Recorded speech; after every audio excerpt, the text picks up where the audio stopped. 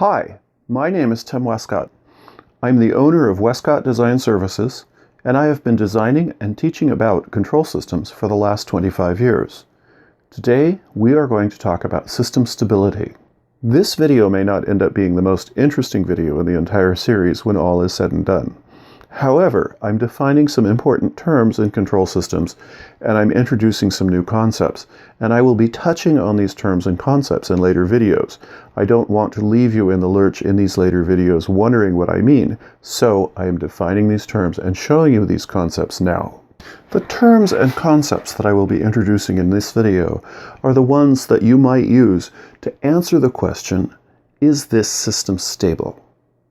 For the purposes of this video, when I say system, I mean a dynamic system. Dynamic systems are what control systems engineers work with to analyze how things behave. They take things, they collect them together into groups, they describe how these things interact mathematically, and that description of how the thing interacts mathematically is something that we call a dynamic system. Now, some examples of things that we can describe as a dynamic system are a ball rolling down a hill, or a pendulum such as this one here, which you'll see moving later. A radio is a system, anti-lock brakes. The solar system itself is a dynamic system. There's many things that can be described as a dynamic system, and that is what we were talking about here. Now this video is about stability, so what do I mean when I say stable? I looked in the dictionary and I got definitions like unmoving, solid, can't be moved. And by those definitions, this rock sitting on this table is pretty stable. But that same rock, if I put it up on edge, you probably don't think of it as stable at all, because you know that as soon as I let go, it'll move. And then we have a question. If we have a system that consists of a pendulum that's not moving, is that a stable system or not? Because if I move it, it'll keep moving on its own for quite a while. So we need to sort out an engineer's definition of stability versus a common English definition of stability. From a dynamic system standpoint, we need to have a more precise definition of the word stable. Unfortunately, it turns out that there's multiple definitions of the word stable in use in the study of dynamic systems. I'm going to talk about 3 of these definitions, and these 3 definitions that I will talk about in this video are bounded input, bounded output stability, Lyapunov stability, and stability in the linear system sense. Now, when I'm done talking about those, I'm also going to talk about a phenomenon in systems called limit cycles.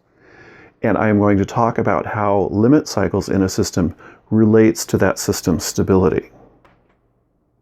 A system is bounded input, bounded output stable if, for any input to the system that is within some bounds, the output of the system is also within some bounds. They don't have to be the same bounds. It just means that if you give it an input that is bounded, that its output will always be bounded. It never responds with an infinite response to some finite input.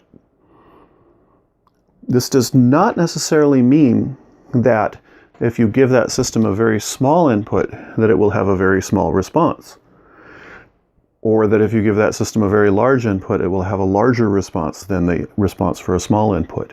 It also does not mean that if you give that system an input and then stop, that the system will cease moving. Now, an example of a bounded input, bounded output system is this pendulum hooked up to these electronics. These electronics are designed to make this pendulum emulate the pendulum in a clock. Now, when I give it a small starting motion, if you look closely, you'll see that the trajectory of this pendulum is growing. It'll grow for a while, and then it'll settle out to a constant value. So I've given it a bounded input, and I'm getting a bounded output from it. It's bounded input, bounded output stable, even though by some other measures of stability, it is not, in fact, stable. Lyapunov stability means that as the system's behavior evolves over time, it always gets smaller and smaller in some sense. And because it's always getting smaller in some sense, that means that eventually the system's response goes down to zero after some perhaps infinite amount of time. Now, strictly speaking, Lyapunov stability only applies for a system that has zero input, but you can kind of stretch the definition a little bit to say that, if you have a system that's Lyapunov stable, then for a small input, it's going to respond a small amount, and for a larger input, it's going to respond a larger amount. This isn't really mathematically appropriate to do, but from an engineering perspective, it usually works. Now, in general, systems can be Lyapunov stable in some ranges of their response and not Lyapunov stable in others. And this will work into our discussion of limit cycles later. So let me show you an example. This is our same pendulum and electronic system that we had before. Now when I plug it in, the pendulum doesn't move. So here, in this operating range, it's Lyapunov stable. But if I give it enough of a poke, now the response is growing and growing. And for that part of its operating range, it's Lyapunov unstable because it's never going back to the same position. Now this is an example of how a system can be Lyapunov stable in one portion of its operating range and yet not be Lyapunov stable in another. Traditionally, as one studies dynamic systems, one sees a heavy emphasis on linear systems theory. Now, this is a good thing because there are many, many things that you can do with linear systems theory that you cannot do with nonlinear systems theory or with general systems theory. There are solutions that you get that are completely inaccessible with general systems theory that just drop out with linear systems theory. But the downside of this is that there are no real physically realizable systems that are linear. So anytime we want to apply linear systems theory to a real system, what we do is we approximate that real system as a linear system, and then we do all of our linear systems magic to it, and we just hope that the resulting analysis that we do is going to be close enough to that real system. So it's always something to be aware of, that when you're doing this linear analysis, you're really only working on an approximate model of your system. We can relate the two kinds of stability that I've already talked about to linear system stability in this manner. First, if you have a linear system that is stable, then if it has no input, it is Lyapunov stable. And in fact, unlike a general system, if a linear system is stable, it's stable over its entire operating range. There's none of this notion of a system being stable in one place and not stable in another. It's just stable. Second, if you have a linear system that has some non-zero input, then if that non-zero input is bounded, if it's within limits, then the output of the linear system is going to be bounded.